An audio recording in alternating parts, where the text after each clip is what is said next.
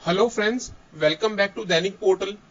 Friends, आज का ये वीडियो उस वायरल मैसेज से रिलेटेड है जो आप सभी ने सोशल मीडिया पे देखा होगा, व्हाट्सएप पे सर्कुलेट किया जा रहा है कि जो 11 बीपीएस है वो बहुत ही जल्द साइन होने वाला है। यानी जो फाइनल डॉक्यूमेंट है, जो 90 डेज का जो एमओयू के बाद में टाइम लिया जाता है, वो बाय 15 सितंबर साइन हो जाएगा। और उसके अंदर बेसिक 1.515 टाइम्स बढ़ाई जाएगी, स्पेशल अलाउंस को डबल किया जा रहा है। तो इन सभी चीजों से रिलेटेड में मैंने एक वीडियो बनाया है जिसके अंदर बैंक क्लर्क, बैंक पीओ और बैंक सब स्टाफ तीनों का जो ग्रॉस सैलरी है उसमें कितना परसेंट का जंप देखने को मिलेगा इस चीजों के हिसाब से। और अगर ये जो फॉर्मूला है इसके अकॉर्डिंग अगर अपन अपनी नई बेसिक कैलकुलेट करते हैं तो क्या वो सही है? तो आइए इससे रिलेटेड मैं आपको बताता हूं। ये तीन अलग अलग वीडियोस हैं जो आप देख सकते हैं। ये वाला जो वीडियो है वो बैंक ऑफिसर, बैंक पीओ से रिलेटेड है। फ्रेंड्स, जो अमाउंट का डिस्ट्रीब्यूशन है वो आपको पता है कि जैसे टोटल 15% पे सेटलमेंट साइन हुआ है, लेकिन 15% में से सिर्फ 2.2% ही जो बेसिक पे और डीए है उस पे दिया जा रहा है। जो वर्कमैन का कंपोनेंट है 495 करोड़ और ऑफिसर का अराउंड 660 करोड़, यानी टोटल 1155 करोड़ ही अमाउंट जाना चाहिए बेसिक पे और डीए में। ये एमओयू में साइन हो गया था। जैसा कि मैसेज में बताया गया है कि स्पेशल अलाउंस को 7.75% से 15.5% कर दिया गया है। तो इसके हिसाब से जो ग्रॉस सैलरी बनती है वो भी मैं आपको बताने वाला हूं कंपेयर करके कि अक्टूबर 2017 में जो आपकी सैलरी थी 10th बीपीएस में, वो नवंबर 2017 में 11th बीपीएस के अकॉर्डिंग कितनी होगी, कितना परसेंट का जंप मिलेगा, ग्रॉस सैलरी कितनी होगी, वो मैं आगे आपको डिटेल बताने वाला हूं।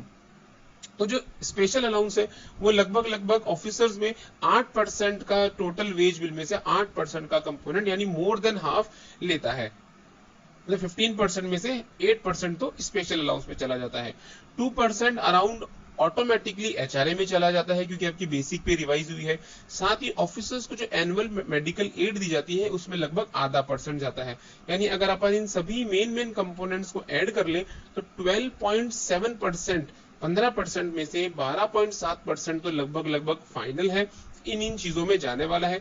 इसके हिसाब से आपकी ग्रॉस सैलरी कितनी होगी वो मैं आपको आगे बताने वाला हूं। ये एक्चुअल डिस्ट्रीब्यूशन चार्ट नहीं है। जो डिस्ट्रीब्यूशन चार्ट है वो भी साइन होना बाकी है, उसकी फाइनल इंफॉर्मेशन आना बाकी है। ये एक टेंटेटिव कैलकुलेशन है और जो एक्चुअल कैलकुलेशन होगी उसके हिसाब से जो ग्रॉस सैलरी होगी वो डेफिनेटली ज्यादा होगी, क्योंकि अभी मैंने अराउंड 12.7% ही लिया है 15% में से। यानी अभी जो रिमेनिंग परसेंटेज है वो अभी और डिस्ट्रीब्यूट होगा, किन कंपोनेंट्स में होगा, कैसे होगा, उसकी डिटेल आना बाकी है।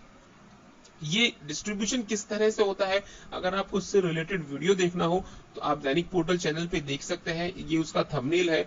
इस वीडियो में मैंने बताया है कि किस तरह से डिस्ट्रीब्यूशन चार्ट में अलग अलग कंपोनेंट्स के अंदर ये डिवाइड किया जाता है। तो फ्रेंड्स, सबसे पहले मैं आपको बैंक पीयू की नई पे स्केल बता दूं जो मैं पहले भी बता चुका हूं और अभी भी काफी टाइम, मतलब काफी महीने पहले ही मैंने ये बता दिया था कि इस तरह आपकी फाइनल बेसिक पे होने वाली है और ये अभी भी वही है, मैंने इसको चेंज नहीं किया है। तो जो बैंक पीओ 23,700 से स्टार्ट होती है स्टार्टिंग पे स्केल, वो लगभग 35,900 से स्टार्ट होने वाली है। इसमें अलग अलग इंक्रीमेंट्स को भी बताया गया है। आप अपनी एग्जिस्टिंग पे स्केल से अपनी न्यू बेसिक पे अराइव कर सकते हैं। अब बात करते हैं बैंक पीयू की ग्रॉस सैलरी अक्टूबर 2017 में कितनी थी। यानी 10th बीपीएस का जो आखिरी महीना था अक्टूबर 2017, ये उसमें बैंक पीयू की ग्रॉस सैलरी थी।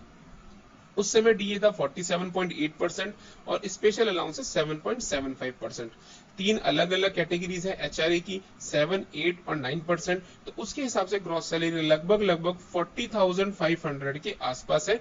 आप वीडियो पॉज करके इस कैलकुलेशन को देख सकते हैं। अब बात करते हैं नवंबर 2017, यानी 11th बाइपर्टाइट सेटलमेंट का पहला महीना। तो उसमें आपको पता है 478 स्लैब्स मर्ज हो जाएगी बेसिक पे में। तो जो रिमेनिंग स्लैब्स है वो नवंबर 2017 में कितनी है? नवंबर 17 में टोटल स्लैब्स थी 516, जिसमें से 478 मर्ज हो जाएगी और रिमेनिंग स्लैब्स होगी 38। तो 38 को अगर अपन 0.07 जो कि पर स्लैब का डीए फैक्टर है, जो मल्टीप्लायर है, 0.1 था 10th बीपीएस में, इसमें इसे 0.07 कर दिया गया है। तो आपका नवंबर 2017 का डीए हो गया 2.66%। ये एक बहुत ही बड़ा ड्रॉबैक है 11 बीपीएस का। अगर ये डीए मल्टीप्लायर 0.1 ही रहता तो काफी और भी अच्छा जंप देखने को मिलता ग्रॉस सैलरी में। तो अब देखते हैं इसके अकॉर्डिंग नवंबर 2017 में 11 बीपीएस के अकॉर्डिंग सैलरी आपकी ये बैंक ऑफिसर की एक स्टार्टिंग बेसिक होगी 35,900, उस पे डीए हो गया 2.66%, 15.5% का स्पेशल अलाउंस हो गया और उसके ऊपर डियरनेस अलाउंस हो गया।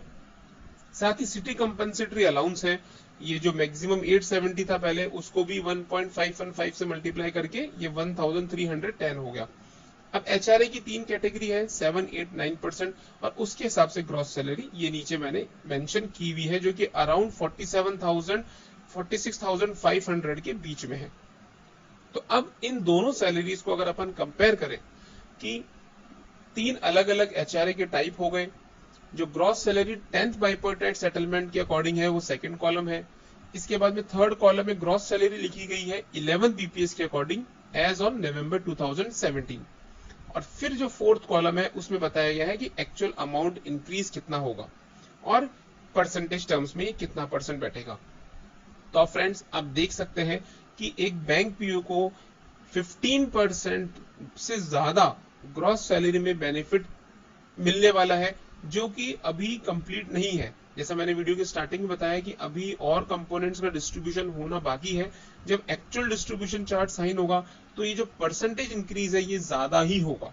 15% तो मिनिमम है कि ग्रॉस सैलरी पे आपको ये बेनिफिट मिलने वाला है। तो अगर मैं आपसे ये बात करूं कि एक जो बैंक प्रोबेशनरी ऑफिसर है उसको 11 बाइपर्टाइट सेटलमेंट में क्या मिला, तो मिनिमम ग्रॉस सैलरी पे 15% का इंक्रीमेंट मिला है। ये परसेंटेज टर्म्स के अंदर कम है। अभी भी बैंक पीओ जो है वो गवर्नमेंट जो सेंट्रल गवर्नमेंट ऑफिसर की जो स्टार्टिंग सैलरी है उससे काफी पीछे है। एनुअल मेडिकल एड को 8,000 से बढ़ाकर 12,000 कर दिया गया है, ऐसा इंफॉर्मेशन है। साथ ही 5 डेज आप साल में इन कैश करा सकते हैं, 5 डेज की पीएल आप इन कैश करा सकते हैं, ये भी 11 बीपीएस में आपको दिया गया है। एनपीएस कंट्रीब्यूशन 10% से बढ़ा के 14% कर दिया गया है एम्प्लॉयर का और एम्प्लॉय का कंट्रीब्यूशन वही 10% है। यानी अगर देखा जाए तो 10% आपका, 14% एम्प्लॉयर का, टोटल 24% आपकी जो ग्रॉस सैलरी है लगभग उसका 24% आपका एनपीएस अकाउंट में जा रहा है। ये एक अच्छा अचीवमेंट है इसके, क्योंकि इसका ओवरऑल जो कंपाउंडिंग इफेक्ट है वो काफी ज्यादा होगा फ्रेंड्स रिटायरमेंट के टाइम पे। इसके साथ ही परफॉर्मेंस लिंक इंसेंटिव है कि अगर बैंक आपका प्रॉफिटेबल रहा है, जैसे अभी फर्स्ट क्वार्टर के रिजल्ट्स आने स्टार्ट हो गए हैं और कई बैंक प्रॉफिट में है, तो अगर ऑपरेटिंग प्रॉफिट है बैंक का तो आपको उसके बाद में परफॉर्मेंस के नाम पे इंसेंटिव भी दिया जाएगा। इसके अलावा जो एक बैंक पीओ को 5 से 6,000 से 7,000 के बीच में जो बैंक से जो अलग अलग पर्क्स मिलते हैं, मोबाइल का हो गया, एंटरटेनमेंट हो गया, न्यूज़पेपर हो गया, इस तरह के जो पर्क्स हैं, पेट्रोल हो गया, इस तरह के जो पर्क्स हैं उनका भी इंप्रूवमेंट होना बाकी है, वो बैंक टू बैंक डिपेंड करता है। साथ ही जो लीज अकोमोडेशन का अमाउंट है वो भी रिवाइज होगा क्योंकि ये भी बाइपर्टाइट के साथ ही रिवाइज होते हैं। लेकिन ये सभी चीजें बैंक टू बैंक डिपेंड करती है, तो इन सभी चीजों में रिवीजन अभी बाकी है। इसके अलावा 5 डे वीक के ऊपर अभी यही इंफॉर्मेशन है कि 2019 में तो गवर्नमेंट ने हाँ कर दिया था जब ऑफिसर्स एसोसिएशंस ने इनडेफिनेट स्ट्राइक का कॉल लिया था। तो जो मीटिंग हुई थी फाइनेंस सेक्रेटरी के साथ में उसमें यही एश्योरेंस दिया गया था कि एक पॉजिटिव नोट दिया गया था, उसके बेसिस पे स्ट्राइक डेफर कर दी गई थी। तो उसके बाद में आईबीए ने फिर फाइनल बाइपर्टाइट जब साइन हुआ, एमओयू साइन हुआ, उसके अंदर इसमें मना कर दिया। अभी दोबारा यही प्रोसेस है कि एसोसिएशंस वही रिक्वेस्ट की जा रही है आईबीए को और आईबीए आगे गवर्नमेंट को रिक्वेस्ट कर रहा है। तो अभी इस पे फाइनल डिसीजन आना बाकी है कि क्या बैंक एम्प्लॉइज को फुल 5 डे वीक मिलेगा क्या। तो फ्रेंड्स ये 11 बीपीएस की इंफॉर्मेशन है। तो अगर मैं आपसे पूछूं कि अगर आपको 11 बीपीएस में मोर देन 15% ग्रॉस सैलरी में जंप मिला है और 2-3 जो अलग अलग चीजें जो मैंने बताई है वो होता है, और अगर आपको फुल 5 डे वीक भी मिल जाता है, अगर इस 11 बीपीएस में फुल 5 डे वीक बैंकर्स को दे दिया जाता है, तो क्या आप इस 11 बीपीएस से सेटिस्फाइड है? आप अपना जवाब यस या नो में, या फिर जो भी आपका जवाब हो वो कमेंट्स में जरूर करें और मुझे बताएं कि क्या आपको अगर फुल 5 डे वीक दे दिया जाए और इस तरह से आपको मिनिमम 15% जैसे मैंने कहा और एक्चुअल बेनिफिट तो इससे ज्यादा ही होगा, अगर आपको दे दिया जाए तो क्या आप इसे सेटिस्फाइड है? तो फ्रेंड्स, ये था आज का वीडियो। अगर आपको वीडियो अच्छा लगा तो इसे प्लीज लाइक करना, चैनल को जरूर सब्सक्राइब करना, और thank you for watching this video.